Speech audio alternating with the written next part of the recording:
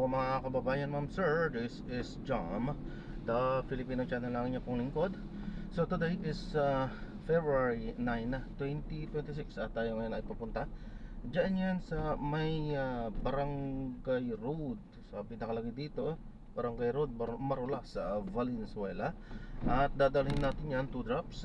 Una ay sa may Fatima, sa may Darais, dito may Marulas, Valenzuela. At didiretso natin yan, final destination sa may McDonald's, Victory Central Mall, sa may Rizal Avenue Extension po yan, Caloocan po yan. Okay, so magbabalik po tayo mamayang konti pag nakuha na po natin sila. Disclaimer lamang po, ang content po natin ay kalsada at hindi ang passenger. Kaya naman, sakasakali man po na may marinig kayo mga pangalan ng lugar, pangalan ng tao, pangalan ng organization, sa government or private man yan, ay wala pong kinalaman ng channel na ito at wala pong pinapatungkulan.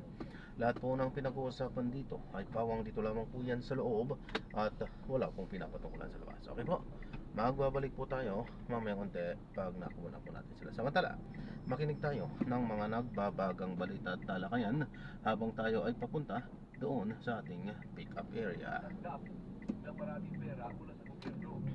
Naisip po ako gano'n. Kailangan naman po sino si Mary Cristianos dahil parte po ng kinikita ko ay napupunta sa buwis.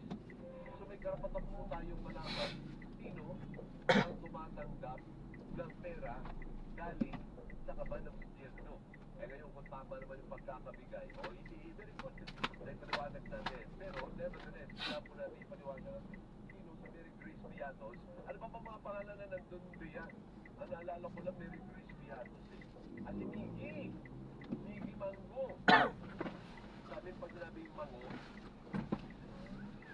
may na yung kukote doon. Mango, si Mango din. Miggy Mango. Sino pa? Marami pa yan. Marami pa mga pangalan yun na sila pa inisipin. Nawalan nyo naman din yung magandang pangalan.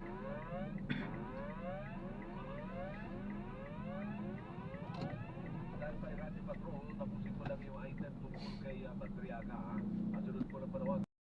DigiPlus, naniniwala kami sa responsible gaming. Paglalaro may limitasyon, may kontrol, at may malasakit sa sarili at sa pamilya. Magtakda ng oras at budget gamit ang self-exclusion tools na Bingo Plus, Arena Plus, at Game Zone. At higit sa lahat, alamin kung kailan titigil. Kung ang laro ay hindi na masaya, pause na muna. Tandaan, ang tunay na panalo ay responsableng manlalaro.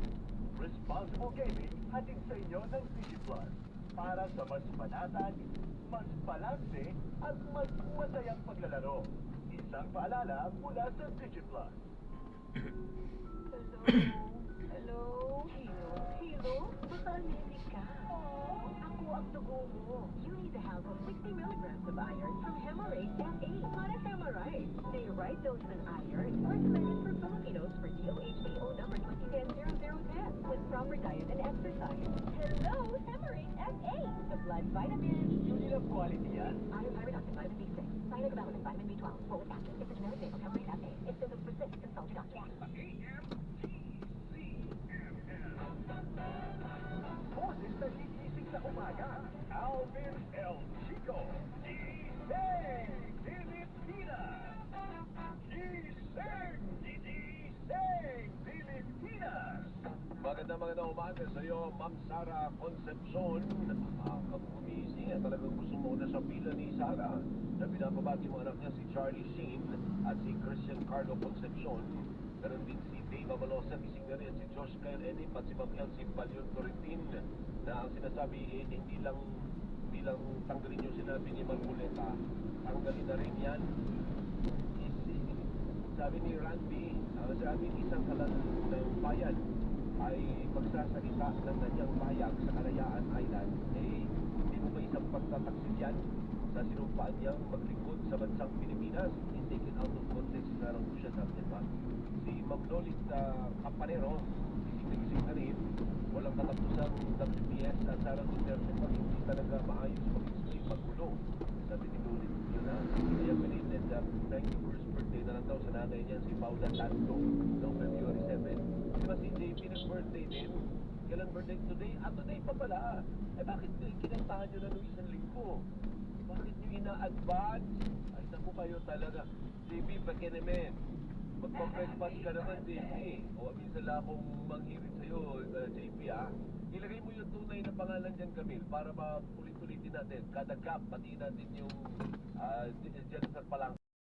Corporation ISO certified, maker of world-class quality Pride detergent. Bioflu, to our market top, baka na yan. I-Bioflu na. RH. Correct. Vitamin B1, B6, and B12. Walang binibig. Nagtoda sa nagtapat sa labi at so yan marami ngayon, no, yung mga nakapwesto, mga nakuha ng tahi. Kaya yan, ingat sa pagmamaneho. Kaya sumunod sa batas trapiko. Tama yun. Oh, sige. Walang materya. Oh, walang abala. Walang aberya. Basta sumunod lang sa batas trapiko. Tama.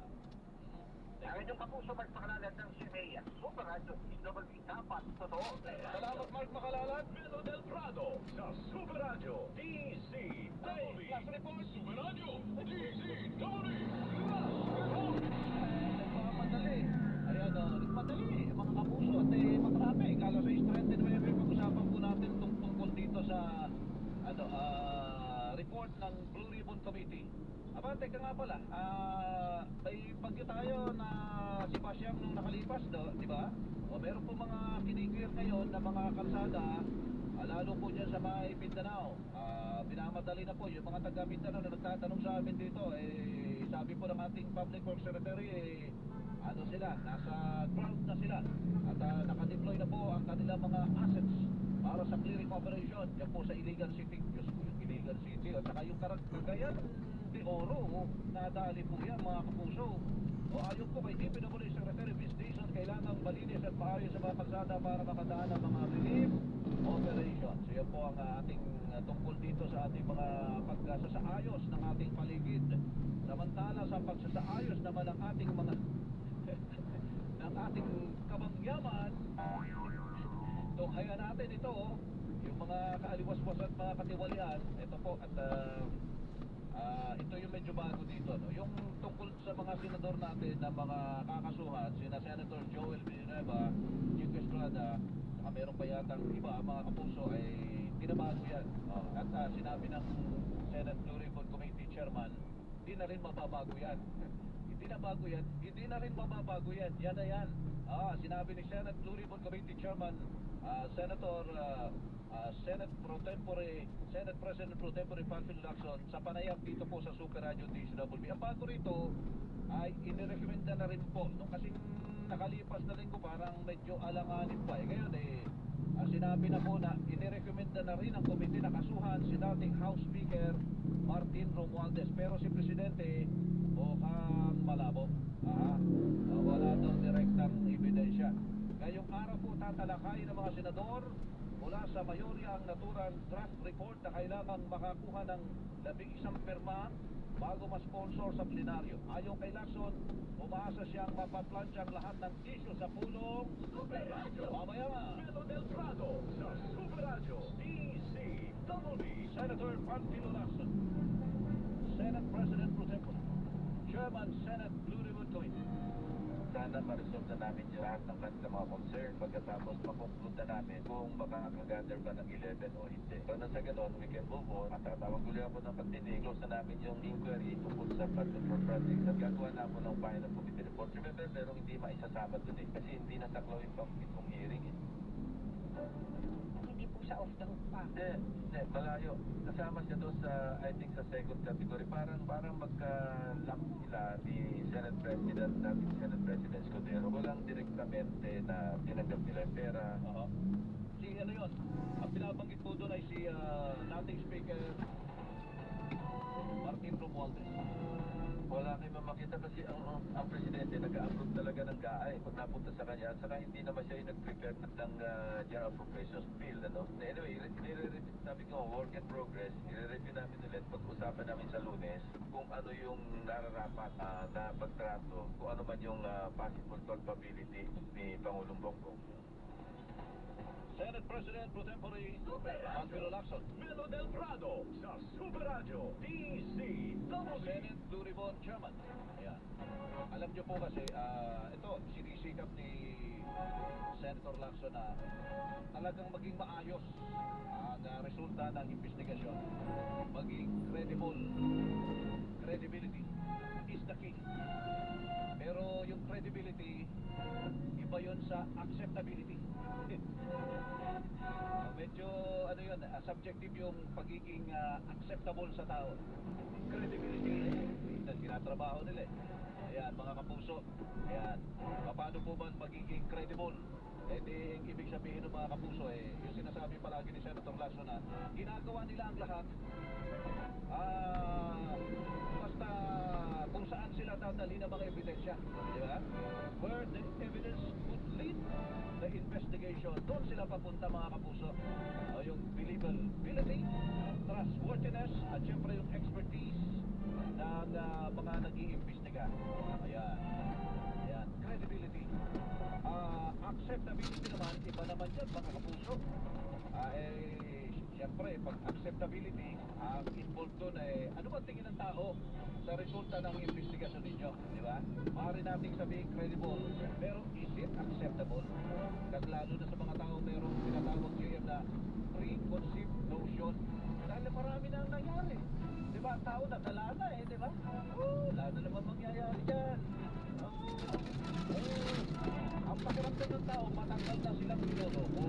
Dahil sa dami na mga nangyari, mga kapuso. Yun ang paniniwala nila. May mangyayari pa ba dyan? Diba mga mababanggit nyo dyan, talagang mapapanagot nyo. Mapaparusahan mo yung mga yan.